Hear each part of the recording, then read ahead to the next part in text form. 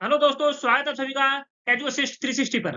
आज हम बात करने वाले हैं भारतीय राष्ट्रीय आंदोलन के बारे में। 1885 से 1947 तक भारतीय राष्ट्रीय का आंदोलन चला, इंडियन नेशनल मूवमेंट।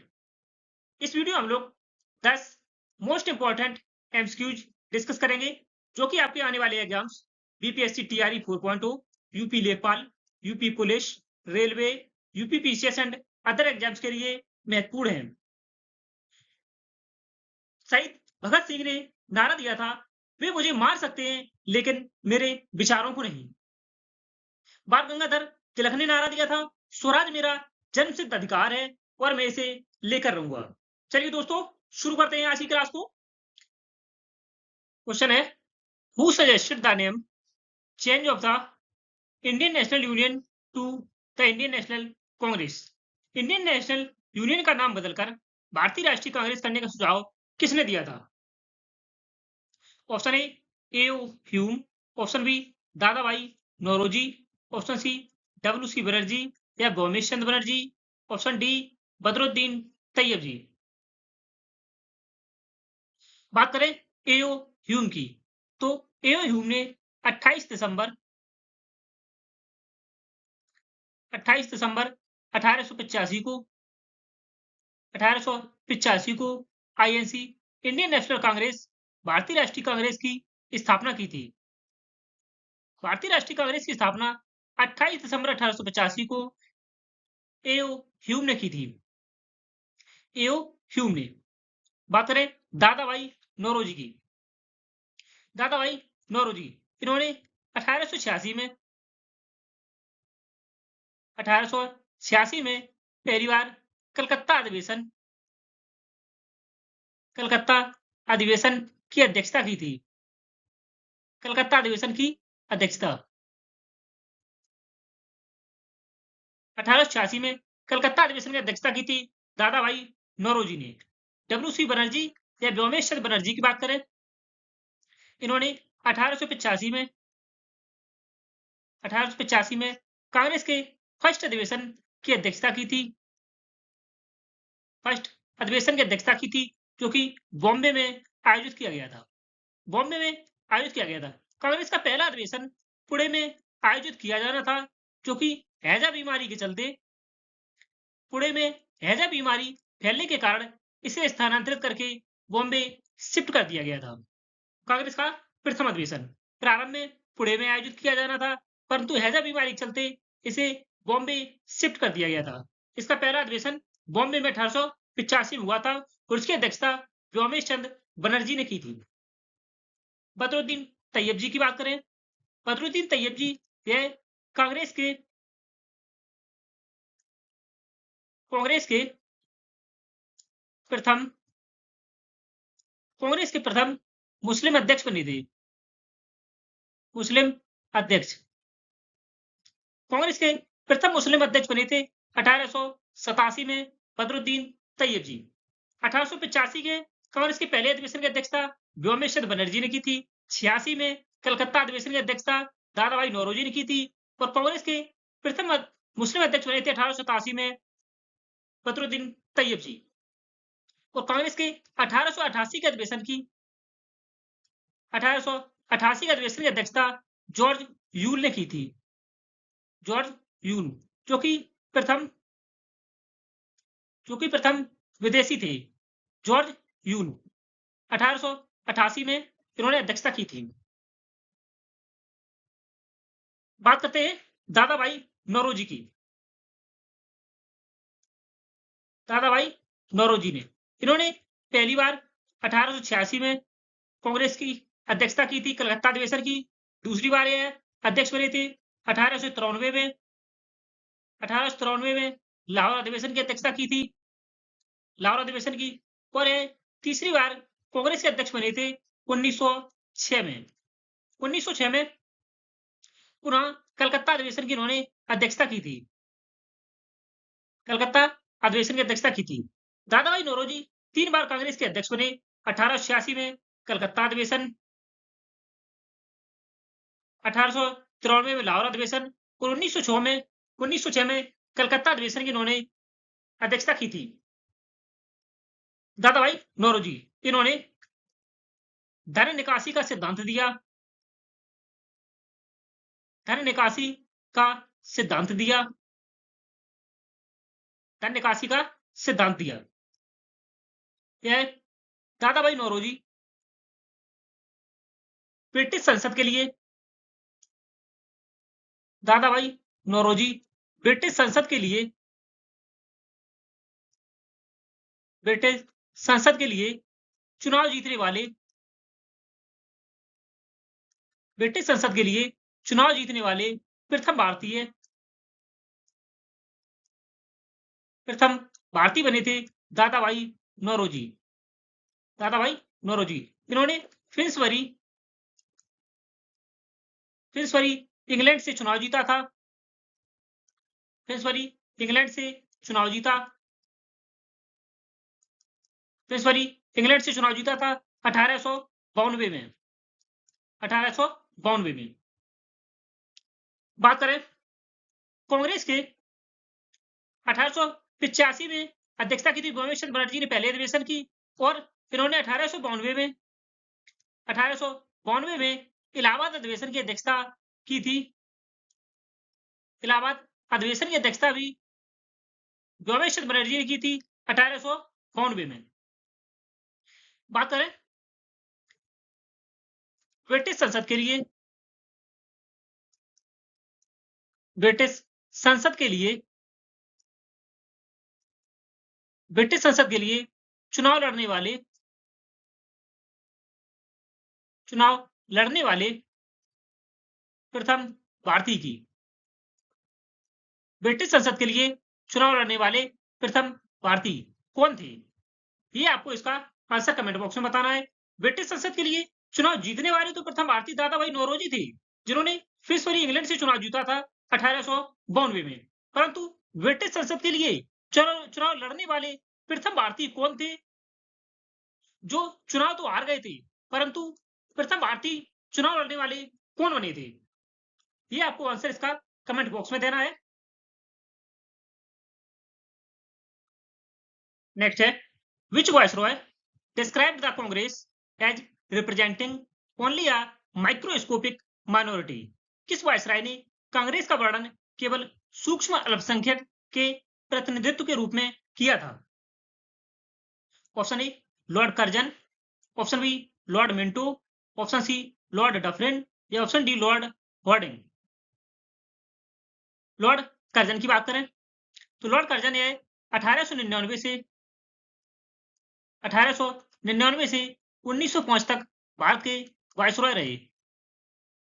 भारत के वायसरॉय रहे 1899 से 1905 तक लॉर्ड कर्जन। इन्हीं के समय बंगाल विभाजन हुआ था, बंगाल विभाजन हुआ था 1905 में लॉर्ड कर्जन के समय। लॉर्ड मिंटो की बात करें, यह लॉर्ड कर्जन के बाद 1905 से 1910 तक वायसरॉय रहे। इन्हीं के काल में, लॉर्ड मिंटो के काल में ही मार्ले मिंटो एक्ट आया था, मार्ले मिंटो अधिनियम 1909 में, मार्ले मिंटो अधिनियम आया था 1909 में। लॉर्ड डफरिन की बात करें, लॉर्ड डफरिन यह 1884 से 1888 तक भारत के वायसरॉय रहे। लॉर्ड रिपन के बाद यह भारत के वायसरॉय बने थे। लॉर्ड रिपन के बाद, लॉर्ड रिपन के काल में ही 10 की जनगणना की शुरुआत हुई थी 1881 से। लॉर्ड हॉर्डिंग की बात करें, लॉर्ड हॉर्डिंग यह 1910 से 1916 तक भारत के वायसरॉय रहे थे। 1911 में इनके काल में ही तीसरा दिल्ली दरबार लगा था, जिसमें राजधानी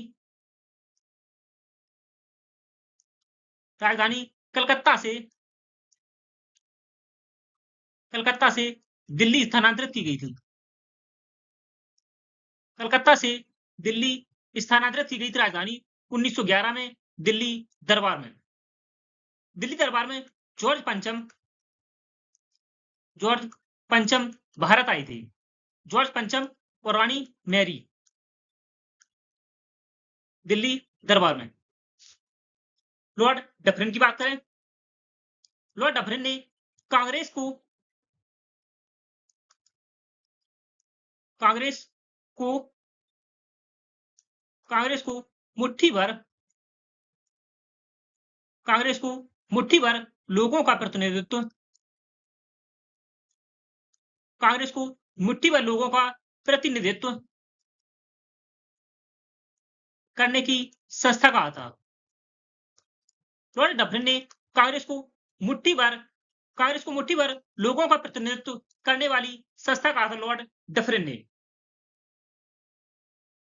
सही आंसर हो जाएगा आपका option C, Lord Dufferin. Lord Dufferin ने कांग्रेस का वर्णन एक सूक्ष्म अल्पसंख्यक या कांग्रेस को मुट्ठी भर लोगों का प्रतिनिधित्व करने वाली संस्था कहा था, माइक्रोस्कोपिक माइनॉरिटी कहा था। लॉर्ड कर्जन यह 1899 से 1905 तक भारत के वायसरॉय रहे। इन्हीं के काल में बंगाल विभाजन हुआ था 1905 में। लॉर्ड मिंटो 1905 से 1910 तक भारत के वायसरॉय रहे। मार्ले मिंटो एक्ट आया था अधिनियम 1909 में मिंटो के काल में। लॉर्ड डफरिन की बात करें, यह 1884 से 1888 तक भारत के वायसरॉय रहे। रिपन के बाद यह भारत के वायसरॉय बने थे। रिपन के काल में ही 10 की जनगणना की शुरुआत हुई थी। लॉर्ड हॉर्डिंग यह 1910 से 1916 तक भारत के वायसरॉय रहे। 1911 में तीसरी बार दिल्ली दरबार लगा था। राजधानी को कलकत्ता से दिल्ली स्थानांतरित किया गया। जॉर्ज पंचम और रानी मैरी भारत आए थे। नेक्स्ट है, who compared the Congress session to a 3 days tamasha 3 days circus. Congress के अधिवेशनों की तुलना 3 दिन के तमाशे से किसने की थी? 3 दिन के तमाशे से किसने तुलना की थी? ऑप्शन ए बाल गंगाधर तिलक, option B Vipin Chandra Pal, option C Ashwini Kumar Dutt या ऑप्शन डी अरविंदो घोष।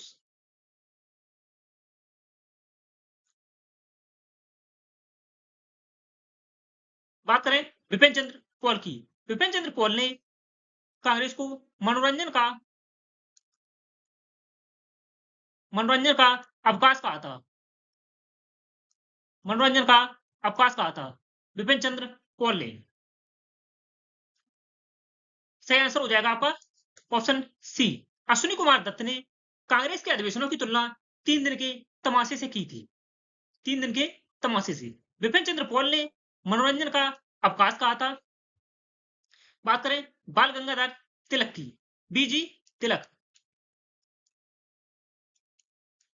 बाल गंगाधर तिलक। बाल गंगाधर तिलक ने मराठा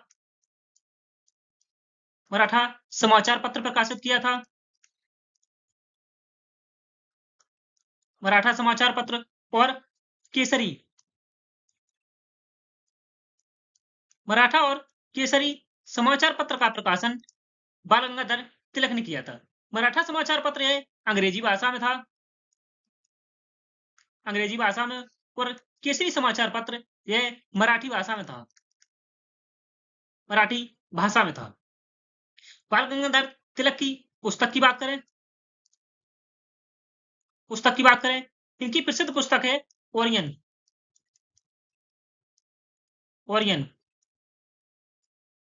एक अन्य पुस्तक भी है श्रीमद् भागवत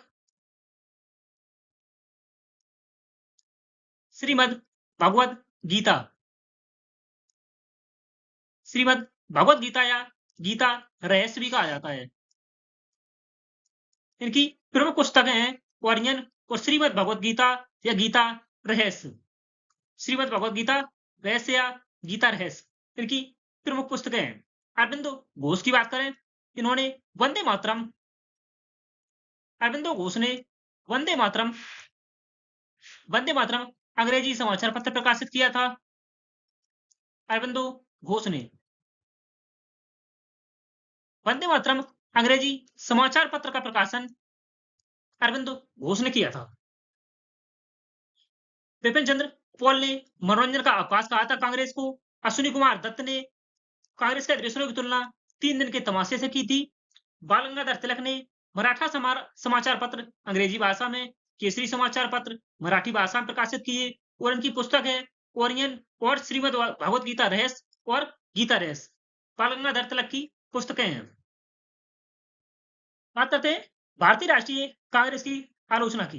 भारतीय राष्ट्रीय कांग्रेस की आलोचना निम्न लोगों ने की, जिनमें से लॉर्ड डफरिन। लॉर्ड डफरिन ने जनता का सूक्ष्म अल्पसंख्यक और मुट्ठी भर लोगों का संगठन कहा था।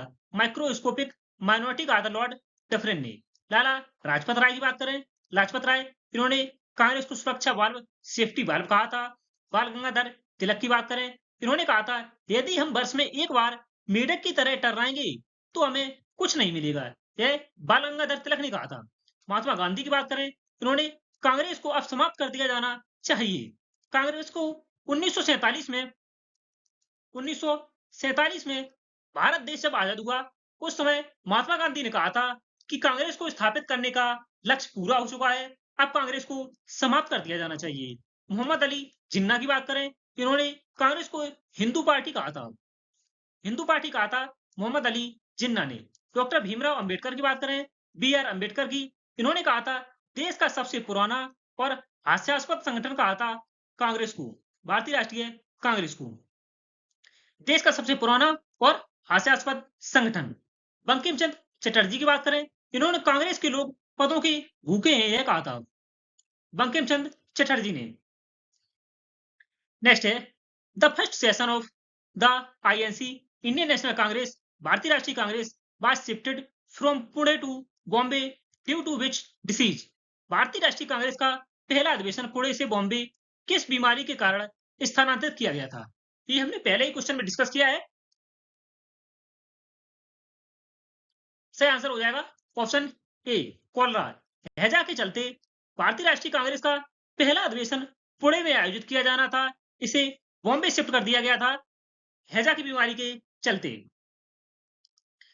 नेक्स्ट है how many delegates attended the first session of the INC in 1885। 1885 में कांग्रेस के पहले अधिवेशन में कितने प्रतिनिधियों ने भाग लिया था? सही आंसर है ऑप्शन बी, 72। 72 प्रतिनिधियों ने कांग्रेस के पहले अधिवेशन में 1885 में भाग लिया था, जिसका अधिवेशन बॉम्बे में किया गया था। व्योमेश चंद्र डब्ल्यू.सी. बनर्जी ने इसकी अध्यक्षता की थी, व्योमेश चंद्र बनर्जी ने। नेक्स्ट है who was the first Muslim president of the Indian National Congress. Bharatiya Rashtriya Congress के पहले मुस्लिम अध्यक्ष कौन थे? ऑप्शन ए रहीमतुल्ला सयानी साहनी, या ऑप्शन बी बदरुद्दीन तैयब जी, ऑप्शन सी अबुल कलाम आजाद, या ऑप्शन डी मोहम्मद अली जिन्ना।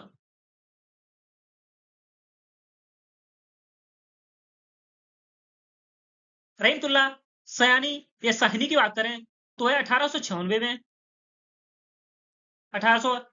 में कांग्रेस के आईएनसी इंडियन नेशनल कांग्रेस के भारतीय राष्ट्रीय कांग्रेस के दूसरे मुस्लिम अध्यक्ष बनी थी।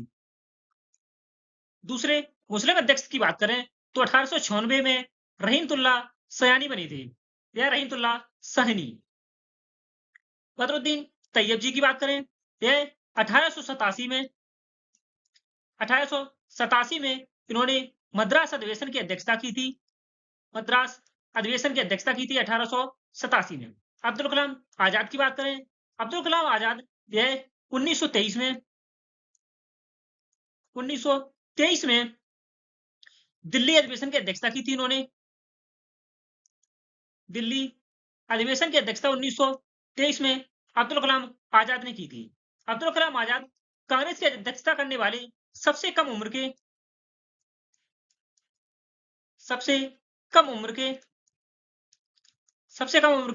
अध्यक्ष बने थे। 1923 में यह 35 वर्ष की आयु में अब्दुल कलाम आजाद कांग्रेस के अध्यक्ष बने थे, जो कि अब तक के सबसे कम उम्र के अध्यक्ष थे 35 वर्ष की आयु में। 1923 में अध्यक्षता की थी दिल्ली अधिवेशन की। मोहम्मद अली जिन्ना की बात करें तो इन्होंने ऑल इंडिया मुस्लिम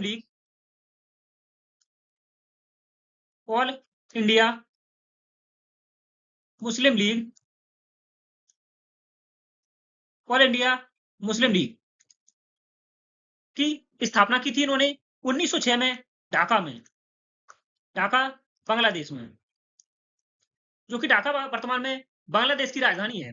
इनके अलावा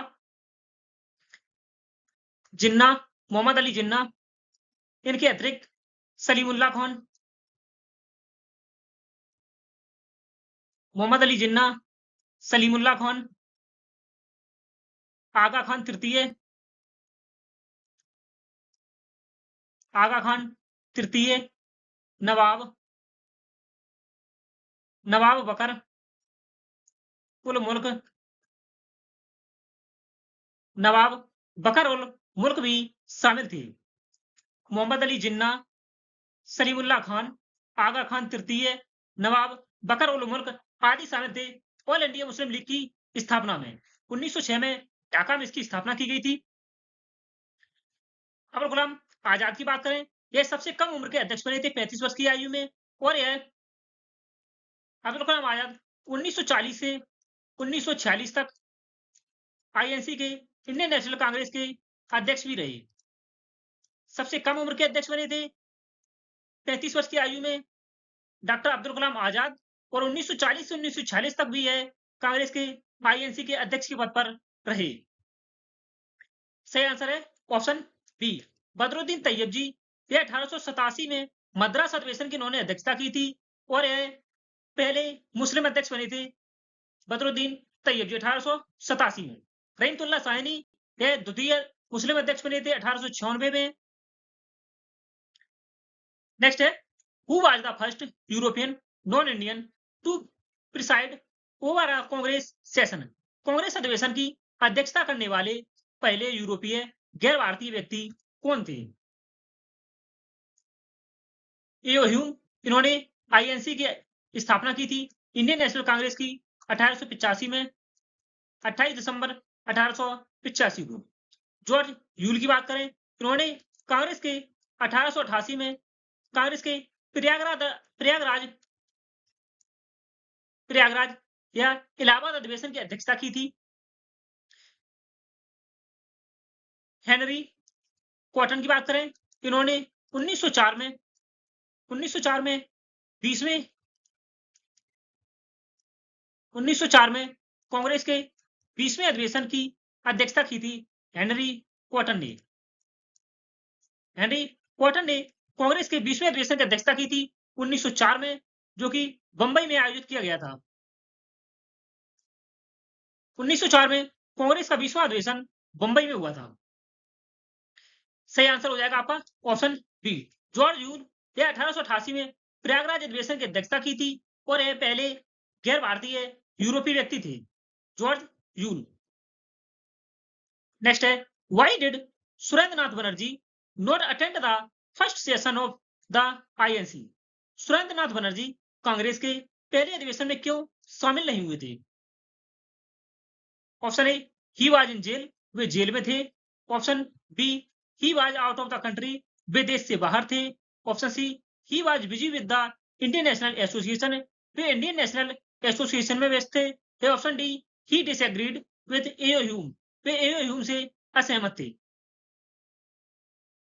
सही आंसर है ऑप्शन सी, वे इंडियन नेशनल एसोसिएशन में व्यस्त थे, सुरेंद्रनाथ बनर्जी।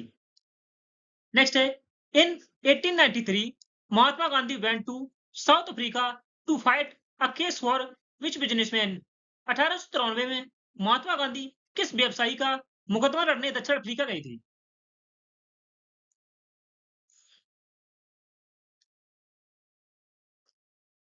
बात करें ऑप्शन ए, अंबालाल साराभाई की। अंबालाल साराभाई यह प्रसिद्ध वैज्ञानिक थे, प्रसिद्ध वैज्ञानिक थे। यह सॉरी यह प्रसिद्ध वैज्ञानिक विक्रम साराभाई, प्रसिद्ध वैज्ञानिक विक्रम साराभाई, विक्रम साराभाई के पिता थे। विक्रम साराभाई के पिता थे अंबालाल साराभाई, अंबालाल साराभाई। विक्रम साराभाई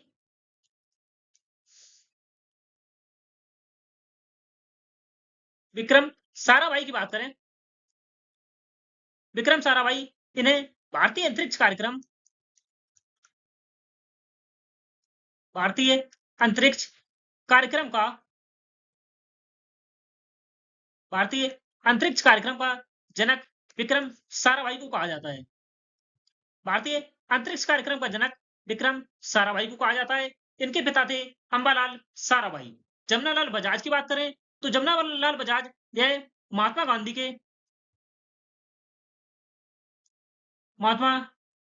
के पांचवें पुत्र के रूप में जाने जाते हैं। महात्मा गांधी के पांचवें पुत्र के रूप में जाने जाते हैं जमनालाल बजाज। दादा अब्दुल्ला की बात करें, यह 1893 में महात्मा गांधी दादा अब्दुल्ला का मुकदमा लड़ने के लिए दक्षिण अफ्रीका गए थे। सही आंसर है ऑप्शन सी, दादा अब्दुल्ला।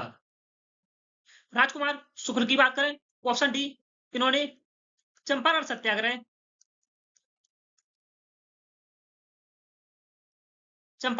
सत्याग्रह जो कि बिहार में हुआ था, चंपारण बिहार में 1917 में महात्मा गांधी को आमंत्रित किया था राजकुमार शुक्ल ने चंपारण सत्याग्रह में आंदोलन में भाग लेने के लिए, जो कि 1917 में बिहार में हुआ था। राजकुमार शुक्ल ने महात्मा गांधी को आमंत्रित किया था। सही आंसर है ऑप्शन सी, दादा अब्दुल्ला। नेक्स्ट है, in which year was the Durand line established between India and Afghanistan. Bharat और अफगानिस्तान के बीच डूरंट रेखा का निर्धारण किस वर्ष किया गया था? Option A 1885, option B 1890, option C 1893 या ऑप्शन डी 1896। 1896 में कांग्रेस का कौन सा अधिवेशन हुआ था? ये हम आगे डिस्कस कर चुके हैं, ये आपको कमेंट बॉक्स में बताना है और इसकी अध्यक्षता किसने की थी। 1885 में 28 दिसंबर 1885 को आईएनसी कांग्रेस की स्थापना हुई थी। सही आंसर है ऑप्शन सी।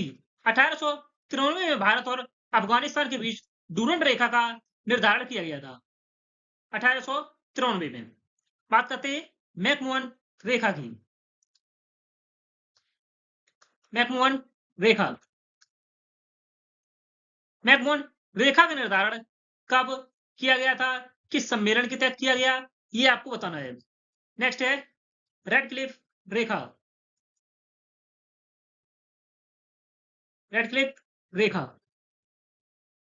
यह किन देशों के मध्य में स्थित है, ये भी आपको कमेंट बॉक्स में बताना है।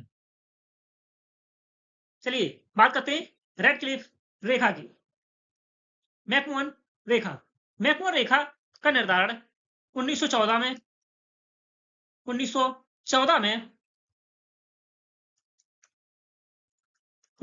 में शिमला समझौता 1914 में हुए शिमला समझौता के तहत हुआ था।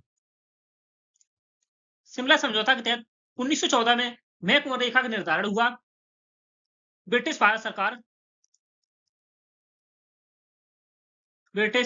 भारत सरकार और तिब्बत के प्रतिनिधियों के बीच में हुआ था मैकमोहन रेखा का निर्धारण 1914 में शिमला समझौता के तहत। रेडक्लिफ रेखा की बात करें, रेडक्लिफ रेखा यह भारत और पाकिस्तान के बीच में है। भारत और पाकिस्तान के बीच में। मैकमोहन रेखा का नामकरण विदेश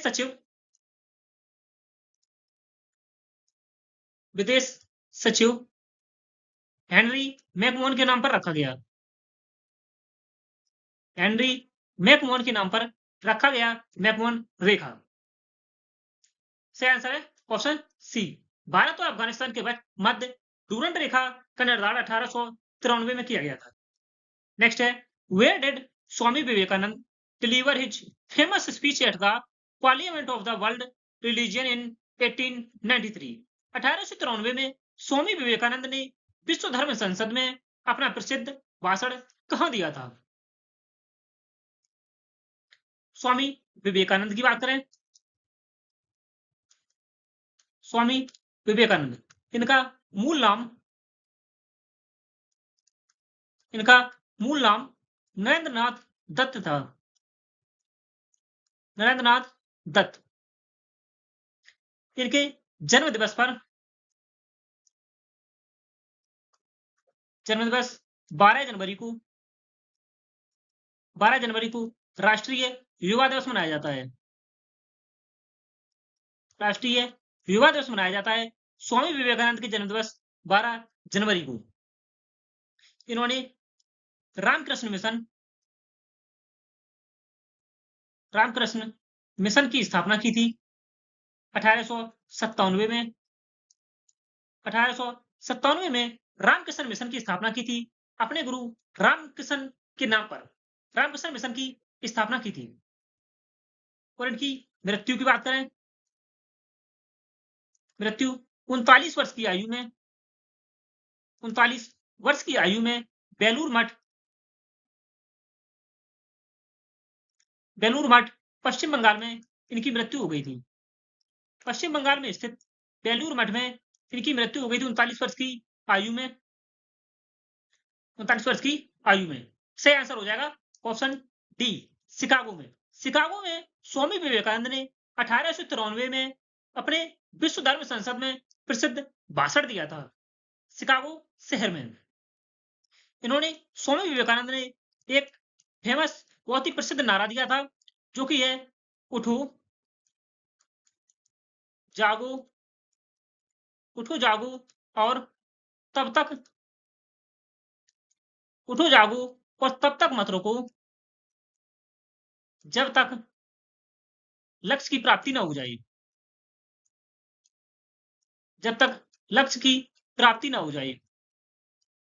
उठो जागो और तब तक मत रुको जब तक लक्ष्य की प्राप्ति न हो जाए। स्वामी विवेकानंद का यह प्रसिद्ध नारा है। इनका मूल नाम नरेंद्रनाथ दत्त है। दत्ता जन्म दिवस के अवसर पर 12 जनवरी को राष्ट्रीय युवा दिवस मनाया जाता है। रामकृष्ण मिशन की स्थापना की इन्होंने 1897 में। इनकी मृत्यु 39 वर्ष की आयु में बेलूर मठ पश्चिम बंगाल में हो गई थी। ये आपसे प्रश्न पूछा जाता है बेलूर मठ किस राज्य में है? बेलूर मठ पश्चिम बंगाल में है। और इनका प्रसिद्ध नारा है उठो जागो और तब तक मत रुको जब तक लक्ष्य की प्राप्ति ना हो जाए। यह स्वामी विवेकानंद का प्रसिद्ध नारा है। नेक्स्ट है who was the last Sikh ruler who died in Paris in 1893? Sikh धर्म के अंतिम शासक कौन थे जिनकी मृत्यु 1893 में पेरिस में हुई थी? बात करें सिख धर्म की। सिख धर्म सिख धर्म की सिख धर्म की स्थापना 15वीं शताब्दी में हुई थी। 15वीं शताब्दी में।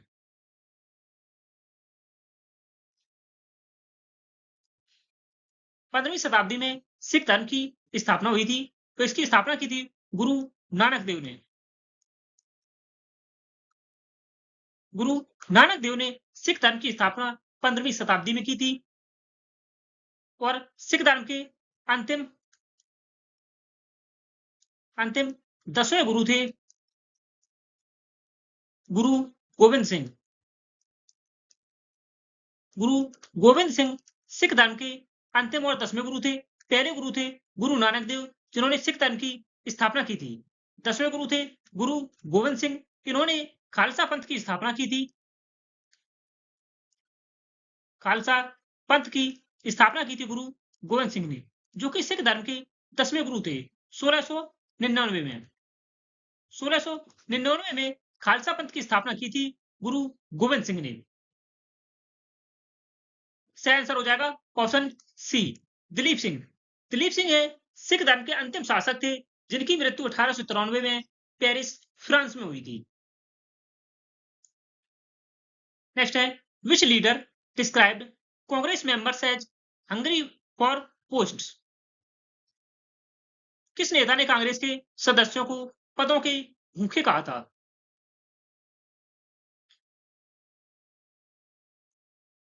सही आंसर है ऑप्शन बी, बंकिम चंद्र चटर्जी ने कांग्रेस के सदस्यों को पदों के भूखे कहा था। हंगरी ऑफ पोस्ट्स कहा था। बंकिम चंद्र चटर्जी, इन्होंने राष्ट्रगीत वंदे मातरम लिखा। वंदे मातरम जो कि भारत का राष्ट्रगीत है, वह लिखा। इनकी उपन्यास की बात करें, बंकिम चंद्र चटर्जी को उपन्यास की बात करें तो इनका उपन्यास है आनंद मठ। आनंद मठ इनका प्रसिद्ध उपन्यास है। वंदे मातरम गीत लिखा था बंकिम चंद्र चटर्जी ने, और कांग्रेस के सदस्यों को पदों के भूखे कहा था बंकिम चंद्र चटर्जी ने। सही आंसर है ऑप्शन बी। नेक्स्ट है, who criticised the Congress by calling it a begging institute. Congress को भीख मांगने वाली संस्था कहकर किसने उसकी आलोचना की थी? Option A Lord Curzon, option B Bal Gangadhar तिलक, या ऑप्शन सी दादा भाई नौरोजी, या ऑप्शन डी बिपिन चंद्र पाल। दादा भाई नौरोजी की बात करें, दादा भाई नौरोजी, दादा भाई नौरोजी, इन्होंने कांग्रेस के 3 अधिवेशनों की अध्यक्षता की।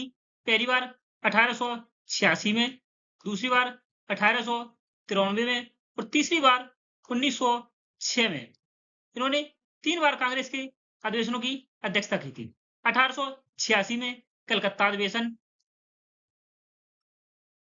1886 में कलकत्ता अधिवेशन, 1893 में लाहौर अधिवेशन, और 1906 में पुनः कलकत्ता अधिवेशन की अध्यक्षता की थी। कलकत्ता अधिवेशन की 3 बार इन्होंने कलकत्ता अधिवेशन की 1894 में पहली बार कलकत्ता अधिवेशन की अध्यक्षता, लाहौर अधिवेशन की अध्यक्षता 1893 में, और 1906 में कलकत्ता अधिवेशन की अध्यक्षता की थी दादा भाई नौरोजी ने। दादा भाई नौरोजी को इन्हें भारत का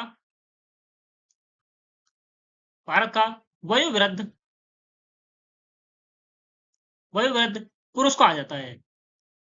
वयोवृद्ध पुरुष, grand old man of India. Bharat का वयोवृद्ध पुरुष दादा भाई नौरोजी को कहा जाता है। सही आंसर है option D Vipin Chandra Pal.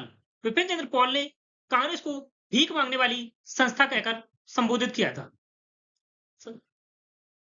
Next है, who was the president of the Congress during the 1894 Madras session 1894।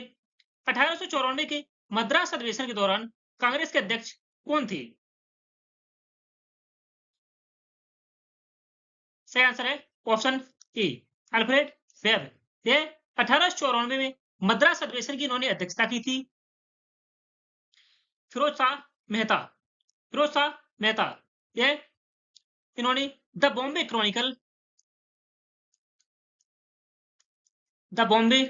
Chronicle की स्थापना की थी। द बॉम्बे क्रॉनिकल समाचार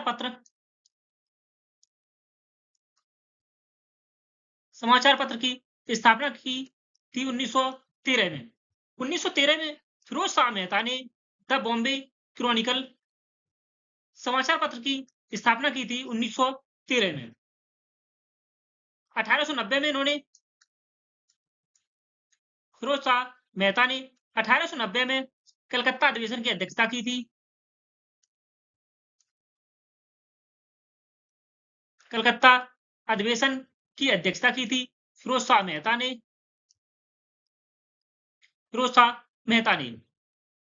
और इन्होंने 1885 में केटी तेलंग और बदरुद्दीन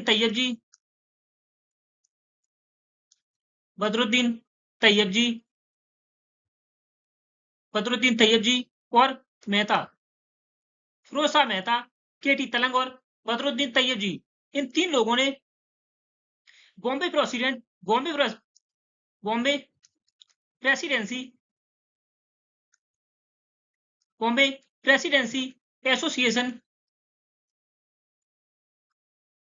प्रेसिडेंसी एसोसिएशन का गठन किया था। बॉम्बे प्रेसिडेंसी एसोसिएशन का गठन किया था? केटी तलंग, बदरुद्दीन तैयब जी और फिरोज शाह मेहता ने 1885 में। बॉम्बे क्रॉनिकल समाचार पत्र की स्थापना 1913 में की थी फिरोज शाह मेहता ने। 1890 में कलकत्ता अधिवेशन की अध्यक्षता की। 1885 में केटी तलंग, बदरुद्दीन तैयब जी, फिरोज शाह मेहता, इन 3 लोगों ने बॉम्बे प्रेसिडेंसी एसोसिएशन का गठन किया था 1885 में। सही आंसर है ऑप्शन ए, अल्फ्रेड वेब।